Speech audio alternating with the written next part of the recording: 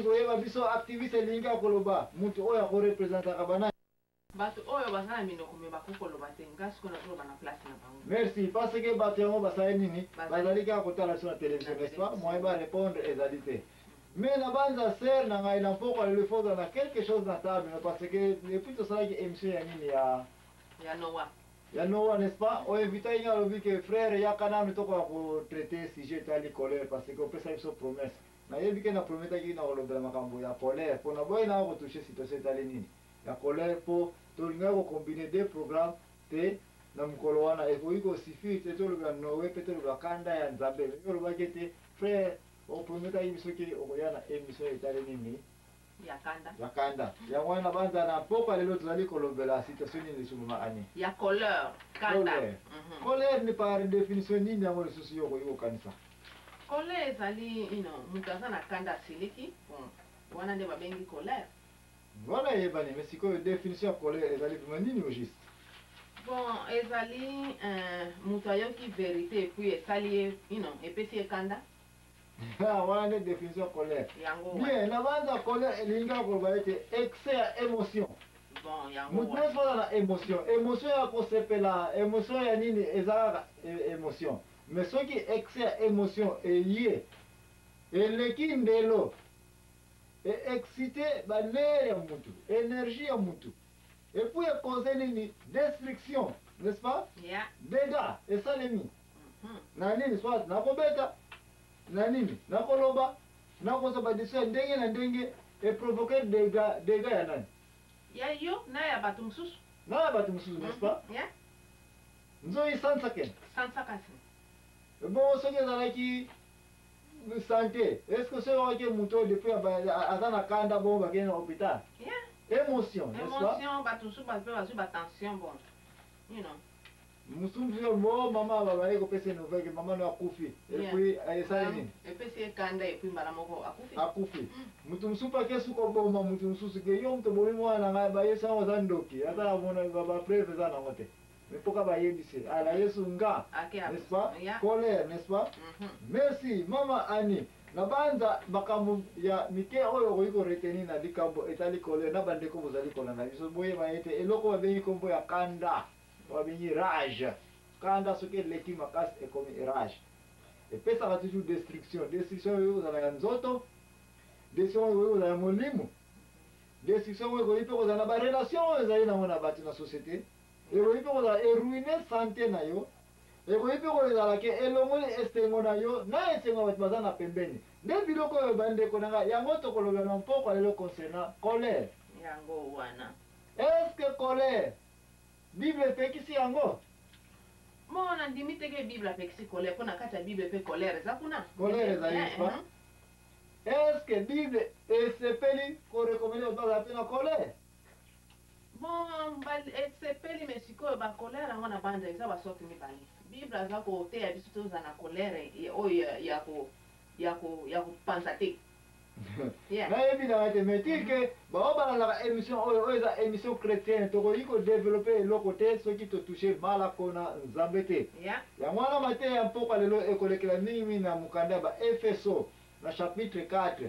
bandeko oyo baza na ntango okende kotanga mokanda ya efeso chapitre 4 nyonso kasi lokola topesaka bino baminiti ya moke kaka te apres repoke tozongi pasi ezalaka kokoso ezalaka mpo moto akende kotanga chapitre mobimba yango wana bandeko na bapona information na yo mateya na biso ya mpoka lelo koleka mokanda ba efeso chapitre 4 tokopesa bino baverset ebele na ntango tobana koloba likambo te eza na telle place mais en général zwaka Ephésiens 4 de place mateya ya mpoka lelo ekolekela mpo tozali kolobela colère oyo ekumbaka motu soki na destruction colère oyo ekumbaka ete motu na santé na ye mpe ebebi n'est-ce pas mais mama Ani eloko nini pene ekozaka ete bato bazali na kanda bon mususu ayoki vérité wana ayoki epesi ye kanda nde azwi kanda bien na banza cause mususu ya réaction ya kanda ete ezali mutu ndenge olobi alingi kojustifie likambo oyo acomprendre ke epesi ye kanda et puis réaction na ye physique bato bamoni bacomprendre oyo mutu aza na nini aza na kanda n'est-ce pas Bon, bakanda yango ezami balé awa poto que ne peut pas ça sarclage la un peu difficile. Ba matière ne soba basili ko yeba ndenge na kumbela kango. Au départ tout ça dans sarclage pour makabo et comme clair. Pour kanda mutu se pose na kanda même Nzambe. Yeah. Même Jésus-Christ. Biso no so na kanda. Mais loko ça la kete poni mutu na kanda. Et kanda yango eza na nature nini, il faut te ba ko balancer yango. Donc ya ko monete bakanda mususu Bible za ko recommander eza malamu. Bakanda musubibi za kopekisa eza malamu te mais poto wa kososola yango soki tokena ba exemple te toyi kozala tongo tipo ko batebele ba comprendre te nini yango tozali na ko supporter to koloba awa aussi oyoka place mokonzi David baye ko yebisila ete oh tata moko asalisaki nini feti na ye tata mazaki riche azali na bangombe ebele bibwele ebele mais na feti na ye ake kozwa ngombe ya tata wazalaki na ngombe moko kaka. N'est-ce pas? Et puis roi David réponse na pesaki. Abi mutu ande wana soki azali penza awa na Jerusalem alors tokozwa mutu yango toko sala ema bien ou bien toko kanisa toko bomisa ye. Kanda ezoki mokonzi David alobi ete mutu ande wana soki azali awa na Jerusalem ngai en tant que roi mokonzi kati na Israël awa soki nakangi mutu ande wana nakokatisa mutu. Okay. Kanda réaction, destruction, avant détruire nani. Mutuana. Au moins, il place le roi David Kanda et Zulier. Et puis, le roi a autorité. Il a appliqué résolution en tant que bon consinaye. Il y a un dernier pouvoir, exécution. Il a exécuté Mutuana.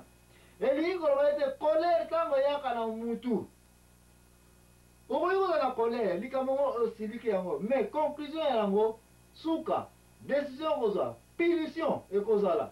Punition na kopesa ozali nani po pesa punition yango papa na oyi kopesa kanda opiniri te mais papa no soka zui kanda ke yo opesi yango okopiniri papa akopiniri papa akopiniri parce que azana autorité n'est-ce pas deux places autorité kabola un peu colère entre colère mutazana colère et puis azana pouvoir la exécuter na colère ya mutu azala colère mais moyen à agir eza te mais azalaka na kati ya se ya nini ya kanda déplacement oya komona toyebi ete bato bazwamaka kanda soko omoni ete mutu aza na kanda alingi ajustifie nini colère na ye epe okomona réaction biso nyonso koyebaki o aza na kanda mpo abeti mpo abomisisi mpo asali likambo boye me tozonga na kai ya roi David me ntango ayebaki ete mutu yango ezali nani ye moko siko ndenge nayebelaki ya mutu yango ezalaki ye moko parce que prophète Nathan ntango abimelaki alobinaki mutu wana asalisaki nini feti azalaki na bibwele ebele me orie azwa bibwele asalisela feti na ye yaki kozwaka ebwele ya mutu moko oyo aza na ngombe mpe moko kaka abi mutu ande wana tokobomisa ye me bien après ase retrouve mba pasaki na l'esprit de Dieu ayebaki mutu oyo ezali nani ngai parce que azalaki na basi ebele azalaki mpe na autorité ya kozwa mwasi nyonso alingi kozwa na Jérusalem oyo aza nano libre mwasi asoda akendeki kozwa mwasi akomprendre ke mwasi mwana tata wana azaka na mwasi moko kaka aza mpe na autorité ya kozwa su deuxième mwasi te kaka sauf roi kaka azalaki na autorité ya kozwa basi ebele kilikili parce bazalaki na pouvoir na autorité na permission wana na aire wana na ntango wana nde ntango wana aza komona ete mokonzi Dawidi keba awa tobi aza na kanda ya mutu nini oyo asalisaki feti na po aboma nini ngombe ya mutu moko kaka colère na ye yango wana application na koboma ye na koexécute mais sikoyo tolobaki ete mutu ntango abeisi vérité ekoki kopesa nini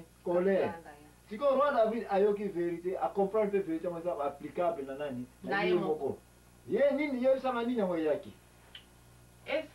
abanza akotaki na gene et puis katikati bilamba azalaki kolia kaka azalaki su kolia te kolataka bilamba ya basaki alataki basaki merci azalaki su kolobisana bato te azalaki ka mikangi ka ye moko merci c'est la place on a aussi 100%. Vous comprenez?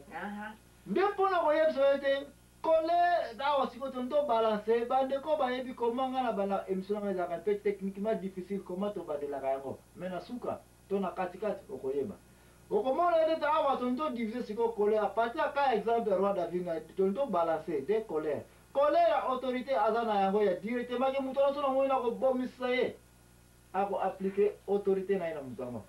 Na colère si quoi zali que ye moko comprendre ka zali ngai et puis immédiatement maîtrise et continue parce que chaque fois il kanda zali réaction il fait ça là. La définition colère to le était destruction il fait moi punition il fait moi. Immédiatement yo le roi David na se akanda me kanda oyo abipesi ye moko nini punition. Ako lia lisusu te. Ako lata lisusu te. Ako bima lisusu te. Ako sokola lisusu te. Oyo kolera boye akotaki na yango contre ye moko babe yango indignation. Donc a détruit na été. Destruction tolobaki deke colère ekumbaka na destruction nini physique ekoleka na nzoto yo moko émotion na yo moko santé ya yo